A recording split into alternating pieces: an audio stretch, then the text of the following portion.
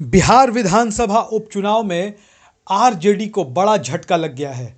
जी हां, नमस्कार, news IM में आपका स्वागत है। बिहार विधानसभा की 2 सीटों पर उपचुनाव के लिए काउंटिंग एक सीट पर समाप्त हो गई है तो दूसरे सीट पर जारी है। हम बता दें, कुशेश्वर स्थान सीट पर 23 राउंड में मतगणना होनी थी। मतगणना पूरी हो चुकी है और जेडीयू प्रत्याशी अमन भूषण हजारी ने बड़े अंतर से जीत दर्ज कर ली है। जी हां, उन्होंने आरजेडी के उम्मीदवार गणेश भगत को चुनाव लगभग 13,000 वोटों के अंतर से हरा दिया है।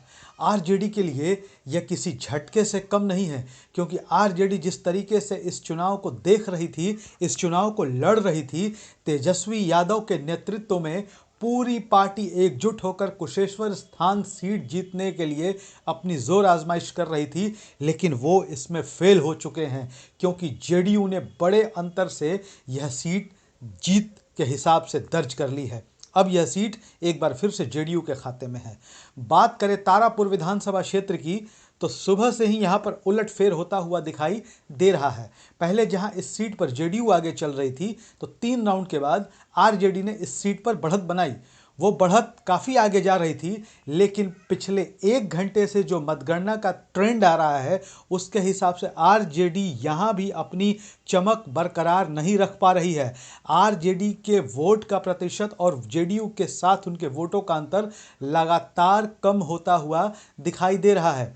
अभी 13 राउंड की मतगणना समाप्त हो चुकी है, 29 राउंड तक पूरी गिनती होनी है।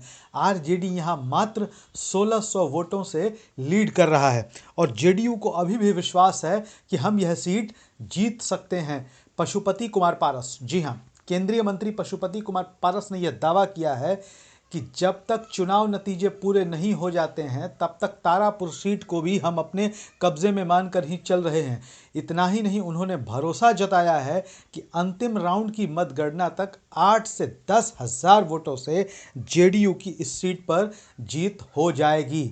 जी हां, और इसके बाद से ही जेडीयू कार्यालय में जश्न का माहौल है। आतिशबाजी शुरू हो चुकी है, ढोल नगाड़े बजाए जा रहे हैं।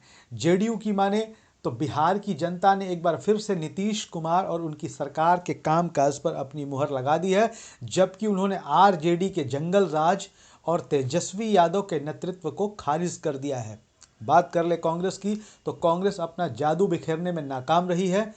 जहां पर कुशेश्वर स्थान सीट पर कांग्रेस के उम्मीदवार को महज 5 से 6,000 वोट के बीच में ही संतोष करना पड़ा है, तो वहीं तारापुर में अभी आधी मतगणना हुई है, कांग्रेस मात्र 1500 वोट ही ला चुकी है।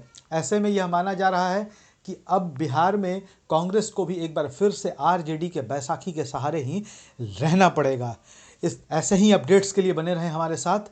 हमारे वीडियो को शेयर और फॉरवर्ड करना ना भूलें। हमारे चैनल को सब्सक्राइब ज़रूर करें। धन्यवाद।